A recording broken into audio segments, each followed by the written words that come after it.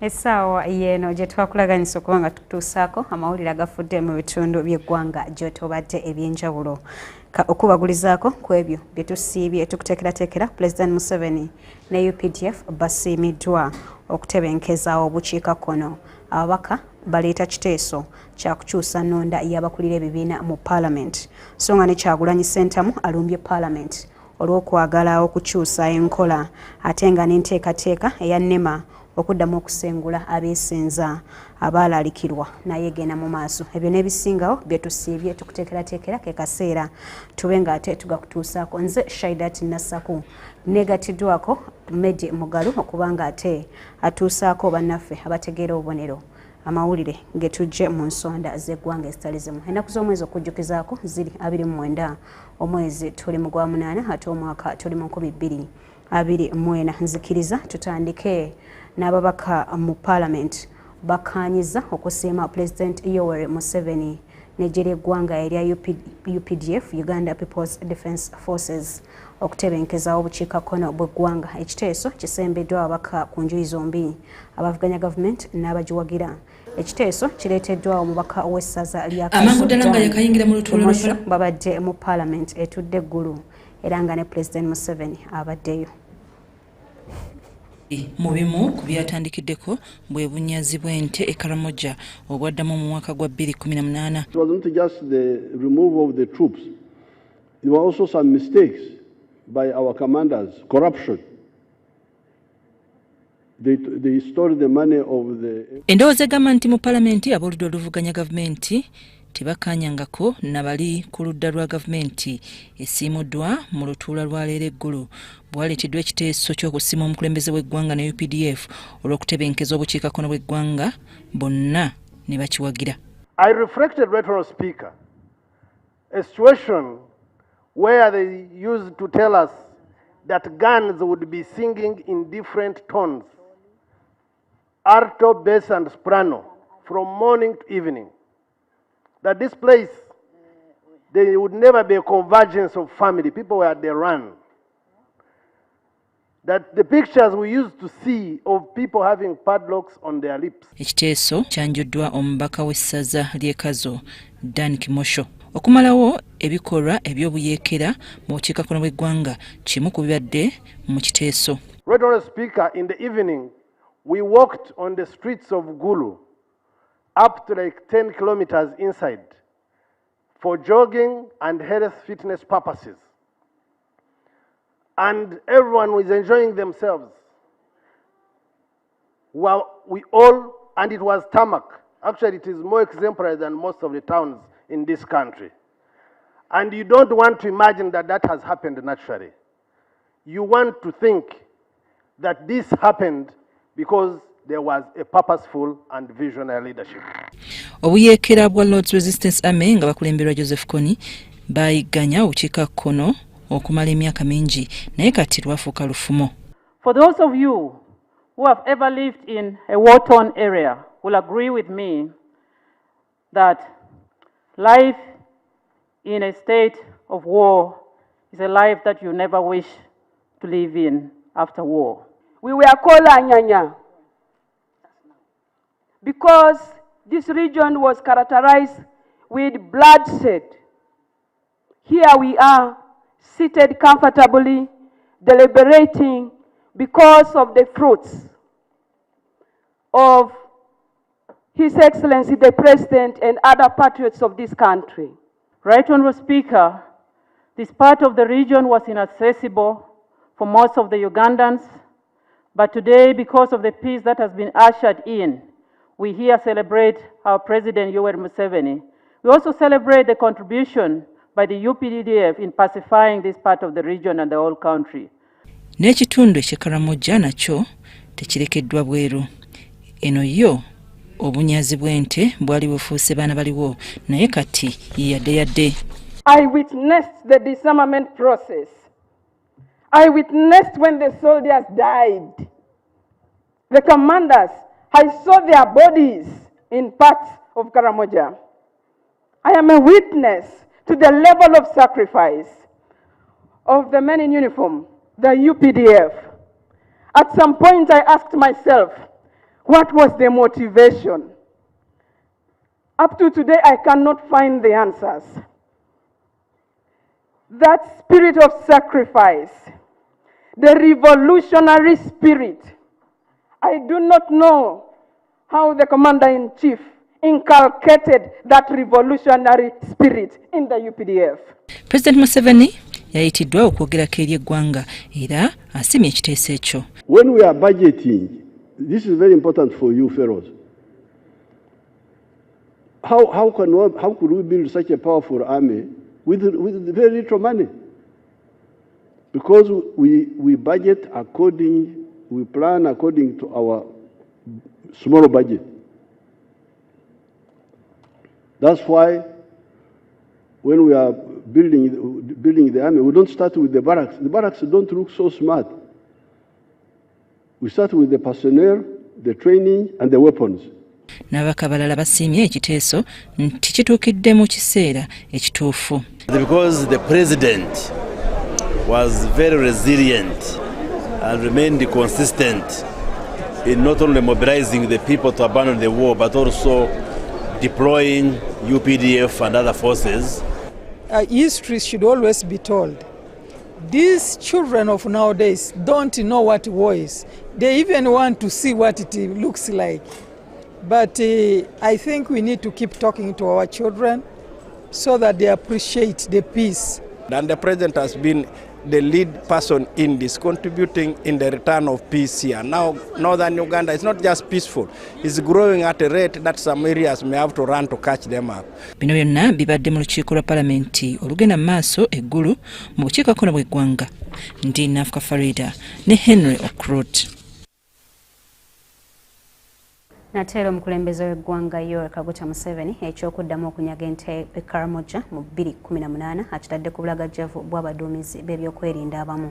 Agamba nti mwalimu n'okubba ssente ezaali ez'okusasulanga aba LGU abaasalawo okudda mu kunyaga beesasule. Okwogera bino wabadde mu lutuula lwa Parliament eggulu gy'ayongedde okuggumiza ku bulimi obw'okuvaamu ensimbi okuyita mu kkolera ku yiikenya. Amangu ddala nga yakayingira mu lutuula lwa Parliament eggulu ekiteeso ne kyanjulwa asiimibwe ne UPDF era n'ayitibwa ayogereko eri Parliament. Mu bimu ku byatandikiddeko bwe bunyazi bw'ente e Karamoja obwaddamu mu mwaka gwa 2018. It was not just the removal of the troops.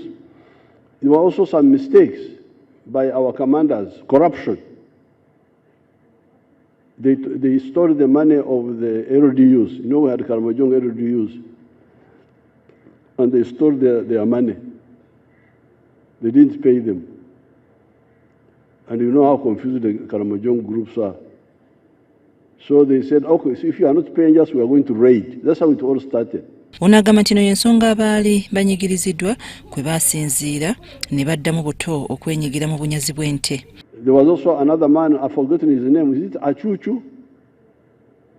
Achuchu, the one whose wife they took when he was in jail, and when he came from jail, he said, you better repress my wife who was taken. They just looked at him. He went and raided cattle to buy another woman. That's how it all started again. So it was the carelessness of our people, the corruption. Wabula emirembe gizzeemu oluvannyuma lw'endagaano empya eyakolebwa. Emirembe n'obutebenkevu ekika kino bye byetaagisa abantu okwenyigira mu bulimi obuvaamu ensimbi. We have been telling you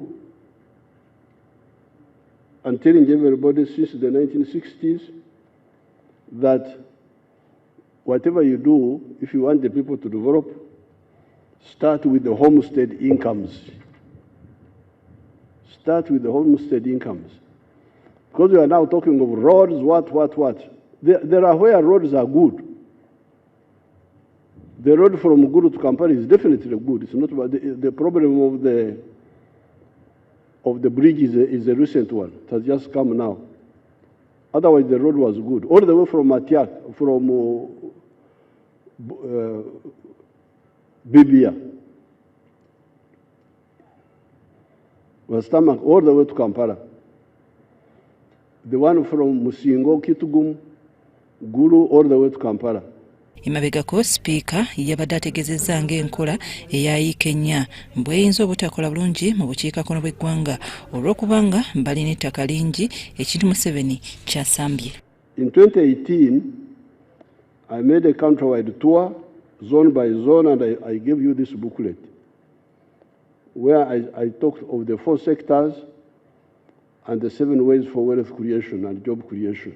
The 4-acre model may not be vital in this area because we have all the land.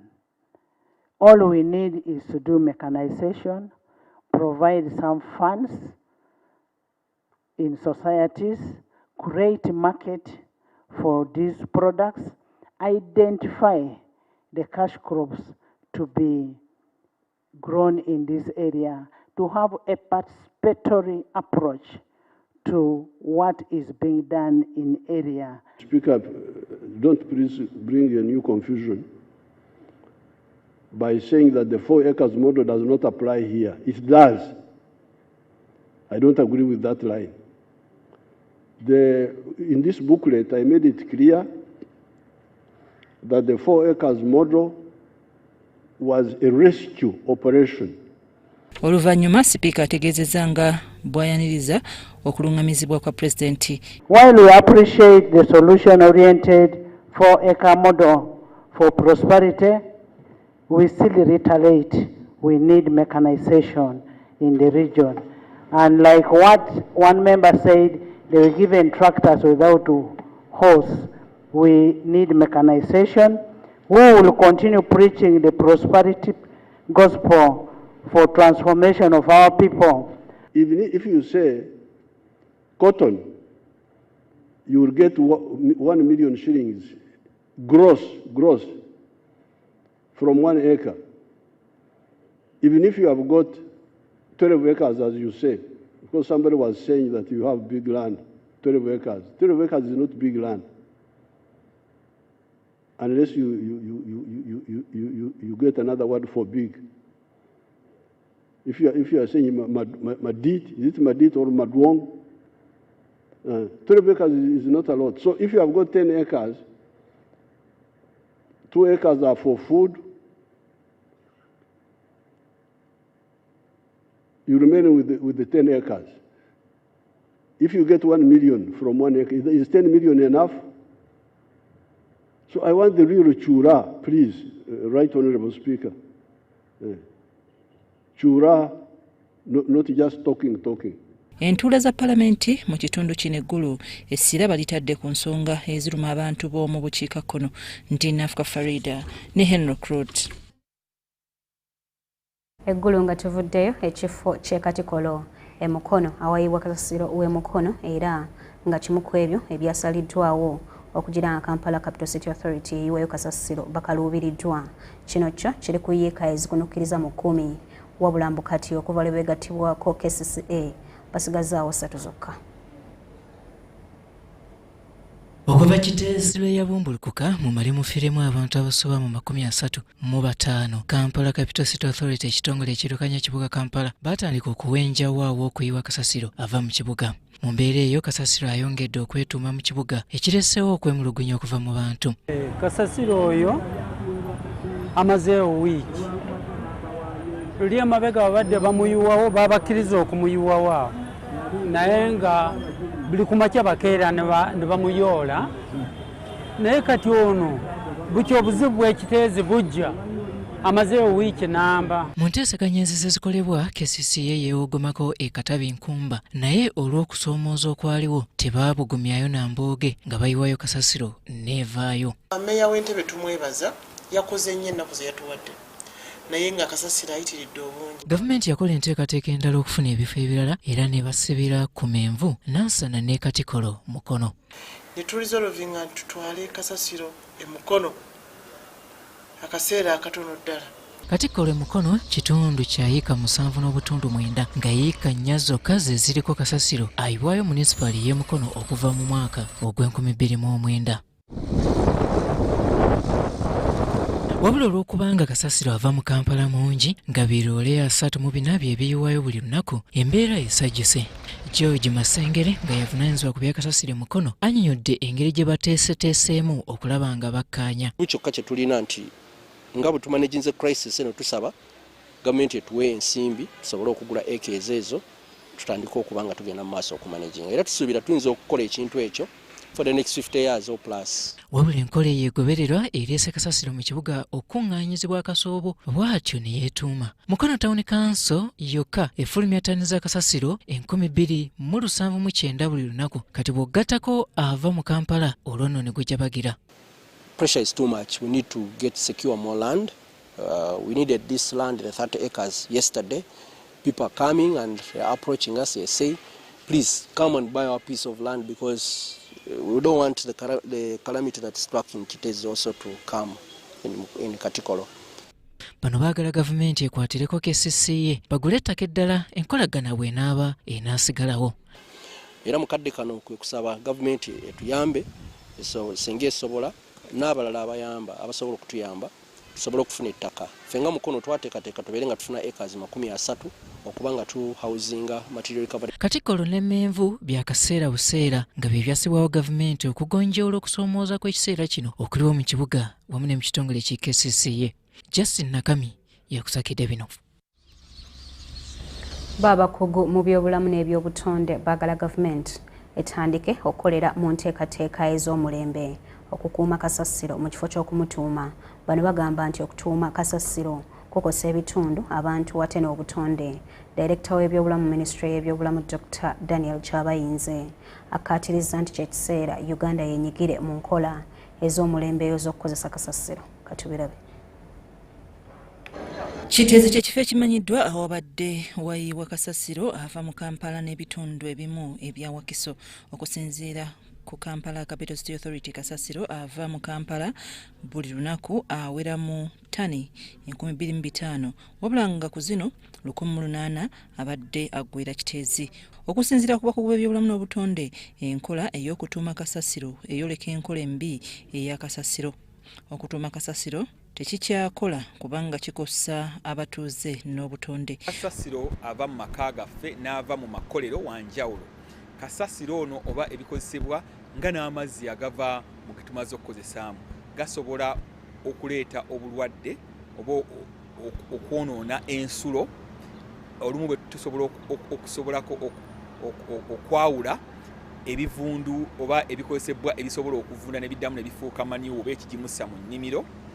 Ne tuwabyawula ne kasasiro nga obuveera n'obucupa ebitavunda ebisigalamu mu kitundu nga byonoona. So bwe baba bagenza okukola bwe banaasuulanga kasasiro, tufunewo enteekateeka esosola kasasiro esobole omwawulamu. Kasasiro avunda tumukozeseemu ebigimusa, tukolemu biogas, tusobole okukolamu ebintu eby'omugaso. Atavunda tuddemu tumurecycling, obucupa tubusaanuuse, tukolemu ebintu ebirala nga ebikopo, tukolemu benzeni, tanka z'amazzi oba ebintu eby'omugaso. Naye si kasasiro kumusuula busuuzi kubeera awo nga tetulina kye tumugjamu. Okusinziira ku kunoonyereza okwakolebwa mu nsi yonna, kasasiro atuumiddwa avaamu omukka omukyafu ekikosa omukka abantu gwe bassa. Omusomesa era omunoonyereza ku by'obutonde ku University Makerere, Paul Mukwaya, naye akkaatiriza nti okutuuma kasasiro tekukyasaana. Tulina okufaayo ku mbeera yaffe. Bw'obanga okola landfill ng'eyo y'Ekiteezi, embeera y'obudde oba ogyonoona. Empeewo eno gye tussa eba eyonooneka nga bwe tugimanyi ennungi eba eyonooneka. Ate bino kasasiro ono bw'avunda oba nakavundira bw'avunda waliwo liquid evaamu bagiyita lichet, simanyi kukiza mu Luganda, naye ekyo lichet bw'ogifuula neyingira mu nsulo z'abantu eba eyonoona amazzi. Kampala Capital City Authority ekkiriza nti ddala enkola eyikaddiye era nga balina enteekateeka okufuna abasigansimbi abasobola okukyusa kasasiro okumukolamu eby'omugaso. Ono kasasiro tusobola omukozesa ne tumufuula emaali, ne tumugyamu ebintu eby'omugaso abantu basobola okukozesa. Kati amaaso gali mu kkubo okulaba engeri KCCA so n'ebibuga ebirala gye binaateekateekamu okulaba nga kasasiro taddamu kutuumibwa. Ndi Nafka Farida, Nadia Nakuti. UBC Leero tukkirize tukuwummuzeemu katono nnyo tukomawo n'ekitundu ekyokubiri.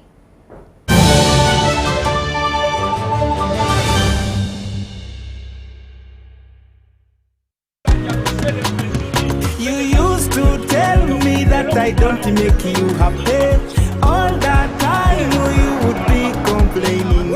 I'll call you every day, yeah yo, baby don't know. You can now get all the Chibuzi out with MTN voice bundles. Call all networks Kubei Dondolo. Buy a 25-minute voice bundle for only 1,000 or buy any daily voice bundle of your choice. Dial *100 *21# and select daily or use the My MTN app. When we talk together, we are unstoppable.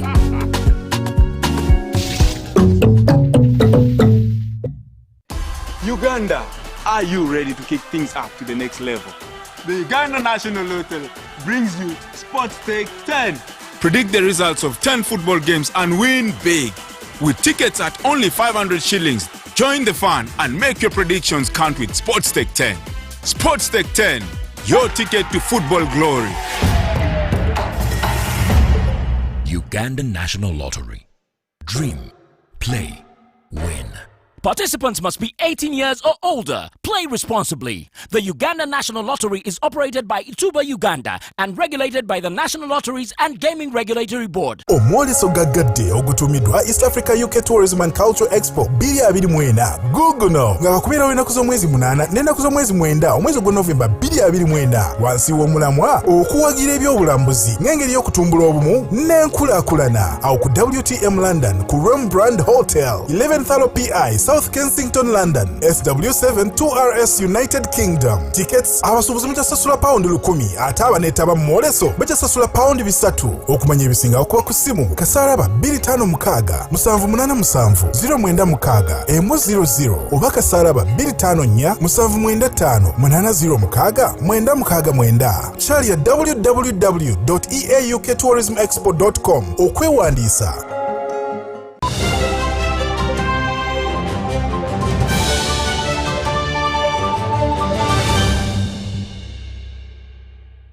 Eyakatweyungako kitundu kyakubiri kyetulimu ekyamawulire gaffe aga UBC Leero nzikiriza nkuzeeyo eggulu. Parliament etandise ku nteekateeka ez'okukyusa mu nkola eziyitibwamu okulonda akulira oludda oluvuganya gavumenti mu Parliament. Mu bbago lino eriri mu nzirukanya y'emirimu gya Parliament lijja kujjawo enkola ebadde ekozesebwa ng'ekibiina ekisinza ababaka abangi ku ludda oluvuganya kye kironda akulira abavuganya gavumenti. Abamu kye bagamba nti kirina engeri gye kikosaamu obuweereza. Ekiteeso kireeteddwa omubaka wa Mityana South mu Parliament Richard Lumu mu NDP ku bwannamunigina babadde mu lutuula eggulu. Mu Parliament kati we tutudde akulira oluyi lwa opposition gwe bayita leader of opposition tali wano, naye ate tulina ababaka aba opposition abali wano. Omulimu gwa leader of opposition alina okubeera mu Parliament, si bweru wa Parliament. Kati Parliament bwe begenda mu maaso nga leader of opposition taliyo, ate talina gwe appointees nti jangu mbeererewo siri olw'embeera eriyo bendala, kati kiba kitegeeza nti waliwo obuzo. MunaDP ng'era ye mubaka akiikirira aba Mityana South mu Parliament Richard Lumu agambye nti omuwaatwa gusobola kuzibwa na kukyusa mu nnonda yakulira oludda oluvuganya gavumenti. Tulina okugenda mu maaso, tetuyinza kubeera nga budakiika tulina akasajja akatono tutambula nako nedda. So that is the Democratic Party. Ffe tetulina nnugu, ffe twagala kulaba ng'ensi egenda bulungi mu ki. That is why we are for dialogue. Lumu anyonyola nti kino kijja kuleetawo demokrasiya mu ntambuza y'emirimu. Lumu ayongerako nti embeera eriwo kati etuuma ebirowoozo by'abooludda oluvuganya bonna, olwo endowooza z'abamu ne zisaanikirwa. Era n'agamba yena nti si kikulu tagenda gye balondera, kubanga nabana baga nti si kikulu ate bagenda kulonda. Kati oyinza oga nti si kikulu.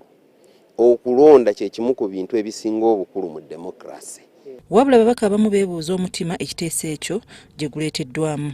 So what is going on now, I'm telling you, it is on a very bad motive. And as the opposition, we need to fight it seriously. The moment they succeed, it means the LOP shall have no power.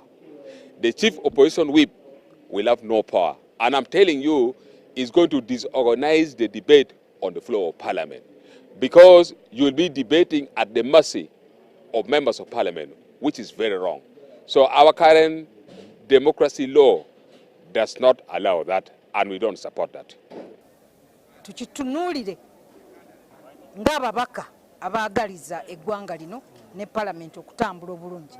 Tuleme kutunulira abantu, kubanga kino kizze nga leader of opposition yagambye opposition tebajja wano eggulu, ate ne muleeta ekiteeso ng'ekyo nga taliiwo. So kansuubire nti abakireese tebakireese mu mwoyo mubi.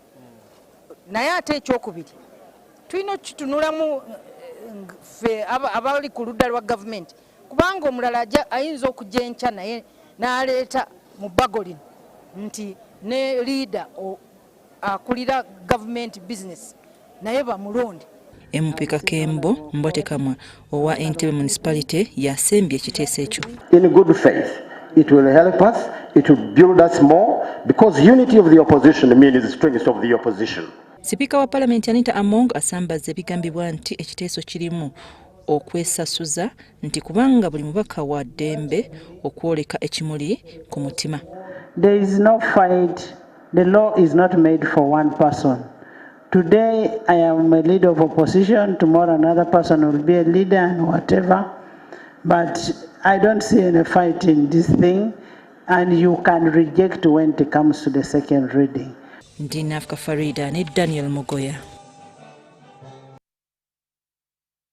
Mu byobulindirira ku ssaawa 2 ez'ekiro mwe muli President w'ekibiina kya National Unity Platform Robert Kyagulanyi Ssentamu atabukidde Parliament y'eggwanga olw'okwagala okukola ennongosereza mu kulonda akulira oludda oluwabula gavumenti mu Parliament nga ye mulondo obutereevu mu kifo ky'ekibiina ekisinza ababaka ba Parliament ku ludda oluvuganya so nga ate ojja kubola ne minisita omubeezi ow'ensonga z'abaana n'abavubuka Balaam Baghara ng'asiima enteekateeka ewumiddwa mu UBC omutwe etuumiddwa Ghetto Has Got Talent. Ate era ojja kuba olaba n'enteekateeka ya NEMA ey'okuddamu okusengula abeesenza abaalaalikwa ebyo n'ebisingawo ku ssaawa 2 ne ku ssaawa 4 birindirire so n'amalala mangi. Nze Shaidat Nassaku ne Medi Mugalo ku lwa bannaffe abakozesa obubonero sigala ku UBC TV tovaako.